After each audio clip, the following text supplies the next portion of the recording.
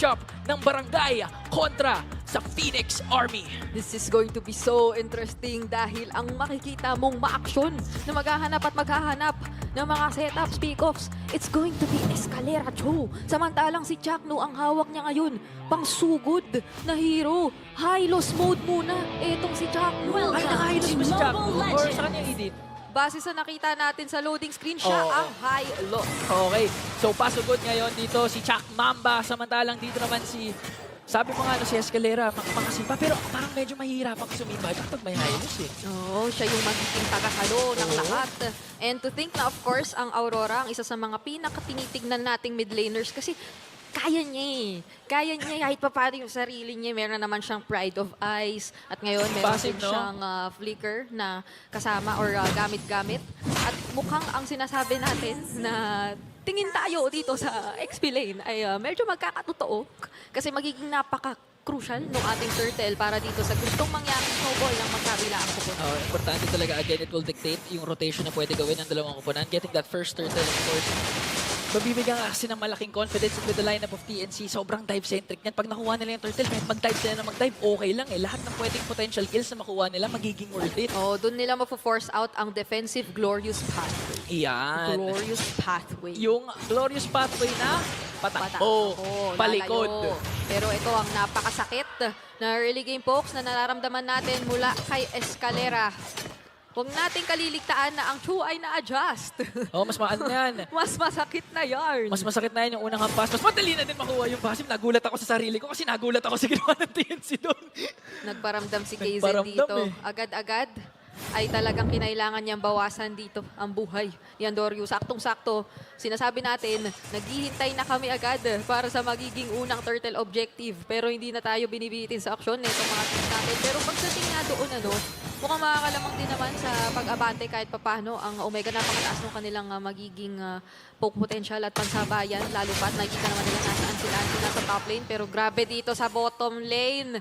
Kanina pa tong dalawang to. Na-predict mo na to eh. Sabi mo eh, walang dadalaw dyan pero magbibigayan ng dalawang goaldainers natin. At ngayon na nga, TNC Pro Team, sinisimula na nga ang unang turtle may nasipa. Nagamitan na ng Way of the Dragon si Ukir pero nag-Dominator's Descent na rin. Etong si Lancy, medyo malalim-lamin yata yung duo, mid-duo ng PNC. Pero sino bang makakapanalo nito? Nandun na rin yung penalty zone. At mukhang si Ukir ang makakasecure ng ating first blood on to Lancy. Head with the flicker out pero may ring of punishment sa may sundot mula kay Andoryu. At mukhang isa-isa ng pinipilit tumakbo papalayo ang mga miyembro ng TNC. A very strong start for Omega, picking off to isa lang kapalit si Ryota yun, pero si Casey nandito pa rin naman, ready pa rin for the contest. Oh! At kung statement lang ang pag-uusapan, mukhang maaagaw ni Casey yung turtle ng kalaban! Nakakuha na yung turtle, nakakuha pa ng kill onto Andoryu after niya makapick up, I believe, ng Sky Piercer or si Gozen ba yun? But in the end, at TNC, pinapakita nila na kahit makuha niya yung unang kills, kayang-kaya pa rin namin makapalag. At saka very set sila dun sa idea na gusto nila, sila yung makakalamang. Kitang-kita naman Lancy, very eager dun sa XP rotation. Pero bago tayo magpatuloy dyan, si Kaizen dito maaalanganin yata. Pero para mga fracture, hindi na. Dahil si Jom ang makakakuha ng kill sa kanya. At napakaganda nun ngayon kung ikaw ang nasa side ng Smart Omega. Nakatakas pa din si Jom. That's a good counter kill for Omega. A clean kill on to Hazen. Pero kinulang yung max bite ni Gozen eh.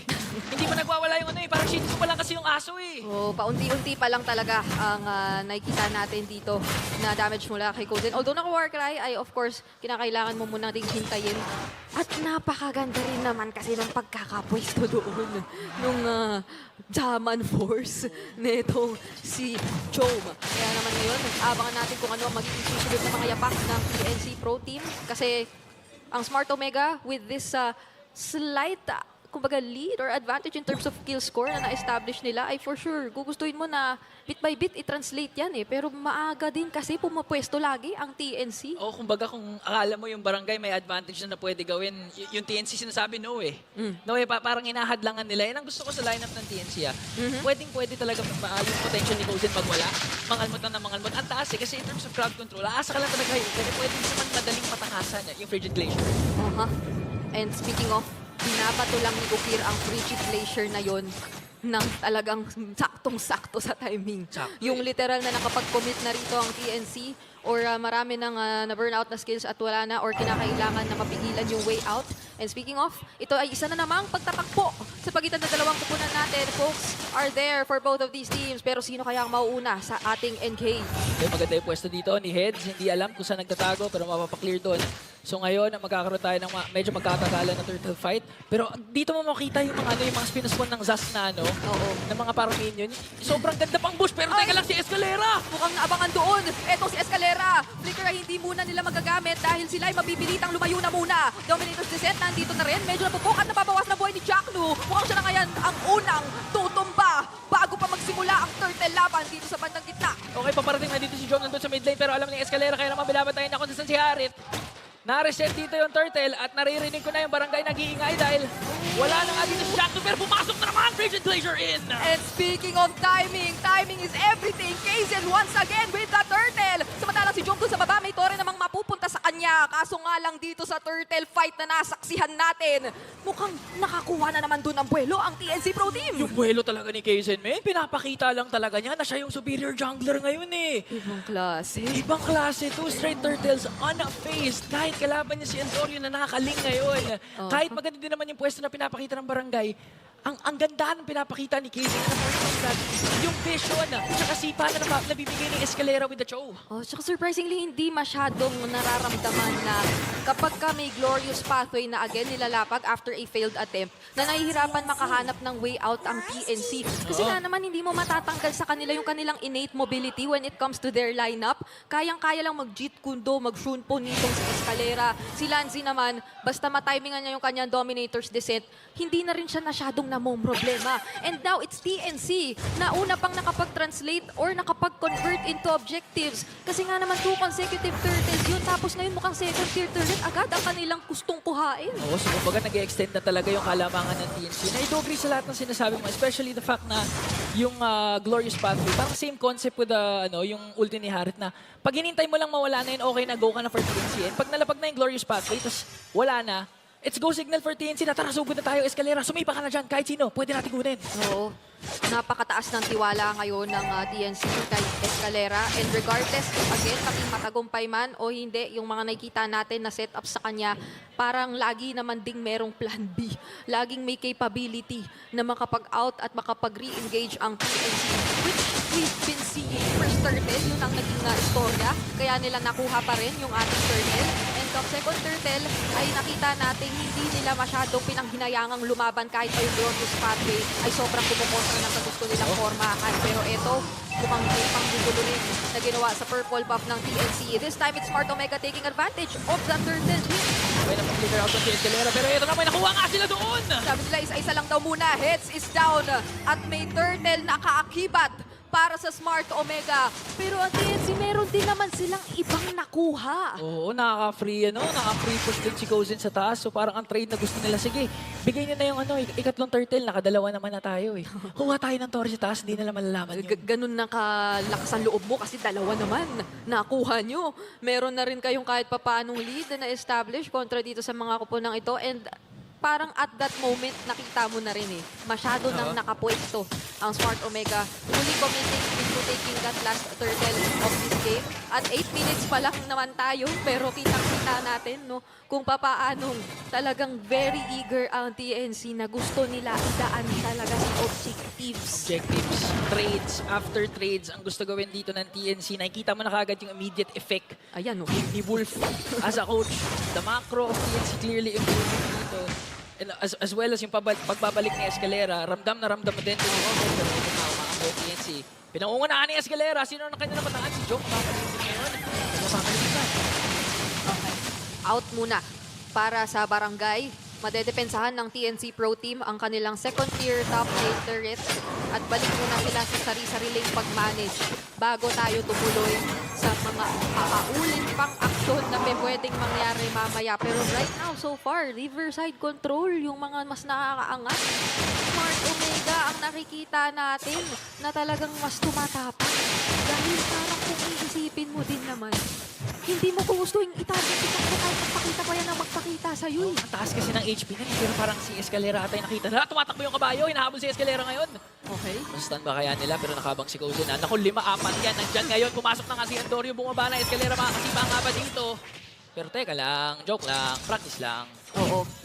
kung ano ang inaayaw ni target ng TNC kay Jackno. Sabi nila, pag nakita natin si Escalera, basta kaya natin o magkakasama tayo, parang pwede na yata. Pwede na eh. Pwede na yata nating i-go to -1 sa taga-setup pa ay napakalaking bagay na para dito sa lineup na meron ng Smart Omega. Pwede nang pumorma at pumuesto rito ng walang pag-aalinganan sina Job, sina Ukir para doon sa mga pwedeng mangyaring teamfights. But speaking of, ito na yung posibleng mangyaring teamfight dahil nagkakakitaan tayo lahat dito sa ating Lord King. Onward, Earth Shadow ginamit na Out Escalera. Very low on HP pero Rapture ginamit din kay Ryota. Primal Draft hindi umabot nandito lang yung penalty zone. Ang ngayon naman zone is pathway para medyo bagal yung pagpapatakbo papalayo ni Jackno na medyo naligaw yata ng uuwi ang base kaya 2 members down para sa Smart Omega. Pero dito si Ukir, kamuntikan na, buhay pa. At ngayon, TNC ang may advantage pero ipagpapatuloy pa yata. At namataan nga kung saan nagtatawa si Andorio ng Blazing Duel. Sino makakuha ng Lord? Andorio! Para sa Barangay Omega, nakabawi pa kontra TNC. At hindi lang bawi dun sa turtle fight na yon ang nakita natin. Pagbawi sa agaw na ginawa rin ni Kaizen kanina. But this time, mas mabigat. Kasi Lord objective ito para sa side ng Smart Omega. Pero sinasabi na ngayon ni Wolf, alam mo sinasabi ni Wolf, okay lang, nakuha natin yung kills. Sa unang Lord, importante yung kills kasi hindi nila may utilize yung Lord. Pero teka lang, kasi 5 pala nag-spawn na. Magagamit na ng Omega yung unang Lord, Brigida. Mukhang ngayon ay makakaangat sila lalo kumpara sa nakikita nating pag-angat nila ng paulit-ulit kanina. But in terms of wave gear din naman, makikita mo from TNC nandiyan naman ang kanilang Zask pero magiging tricky ito lalo kapag nagpumilit ng endgame ang Smart Omega. Which right now ay kumang nagiging very calculated lang din naman sila sa kung ano ang kanilang mga pinaplanong gawin. Pero Jackno, grabe. Sabi niya, ako talagang bahala. Pag kinasa na yun yung nag-move-spin ng Hylos, nakakatakot. Hindi tumatakot ng balang eh. Pero ito, mas nakakatakot. The Lord marching in the top lane.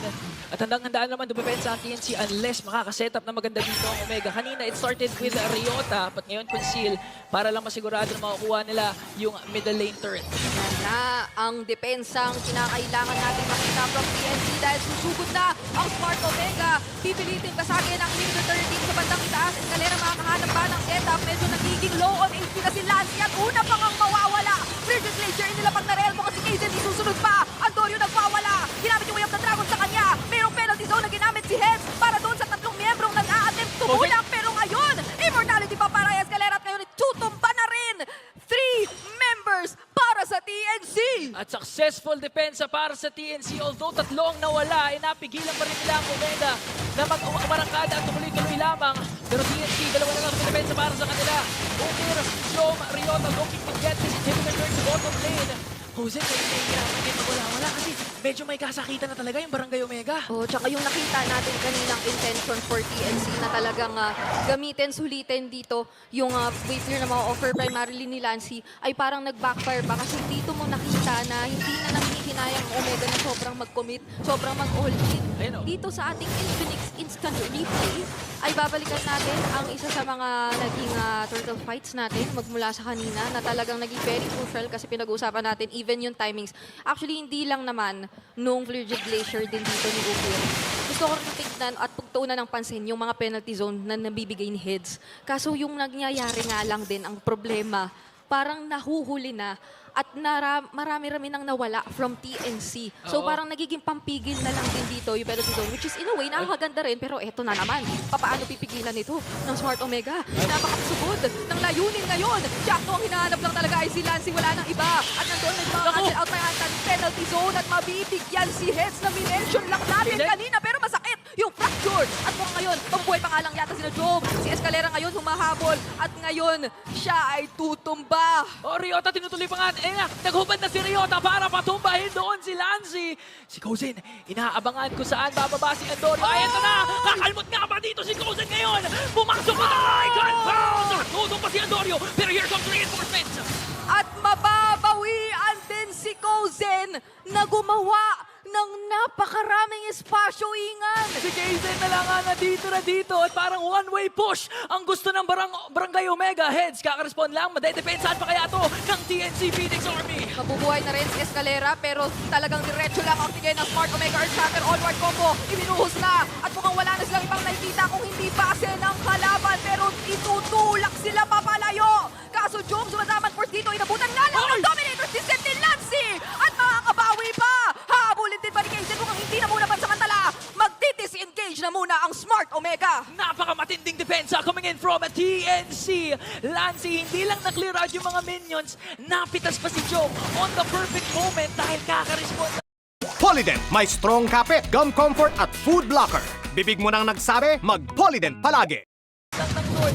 Pwede kunin to ng TNC. Looking at the instant replay, literal na ilang hits na lamang Oo. doon yung Torre. Pero ang problema kasi nawalan sila ng minions eh. At saka, sinulit dito ang pagbabalik ni Lancy. Sinulit talaga. Sinulit. I'm back. I have respawned. And my only target is none other than Joy. Ang target ni Escalera ngayon, nakasipa na ako to Chakno. Si Kusen pwede mawala dito ngayon, pero standing their ground ang Barangay Omega. Maganda din yung position ni Andorio, hindi niya alam kung saan nagtatago yung Ling. Yes. Magic Sentry ginamit na rin ng TNC doon sa bandang top lane natin. Pero uy, ang sakit narito ng mga plays na hawak ni Andorio. Ay, papunta pa lang sina Head pero kung i-burst down na ng Smart Omega yung Lord at makakapiling pa ba dito ng teamfight ang TNC. Lumalapit, hinabol ni Kozen, hindi ko konekta at ngayon mapipilitan na lang silang dumepensa na muna. At dumadating na din tayo sa punto ng laro na medyo pa-full build na nga ang ating mga members dito. Kaka-pick up lang ni Kaizen ng kanyang BOD. So meron na silang kasakitan but the problem still remains. Yung Lord nasa Omega and with no trade from TNC, parang pwede na maging endable push to unless madepensahan pa ng TNC. Napaka-tricky nito kasi kung iisipin mo, yung revitalize din ni Chakno, parang kanina pa yan nagiging very reliable source of okay na. Yes. Of yes. Kumbaga pwede mag-asip pag may revitalize ni Chakno. Pwede lumalim. Pasugod lang talaga ang tingin. Yun ang tema natin para sa lineup na ipinapakita ngayon ng Smart Omega. And how will TNC defend this? Yota naghanap na nga ng engage doon onto heads. Pero may winter strike at hindi na nga ata aabot pa. Napatumpa na TNC dito at yung base ay finokus na ng Smart Omega as they take the first game dito sa FPL Philippines Season 14.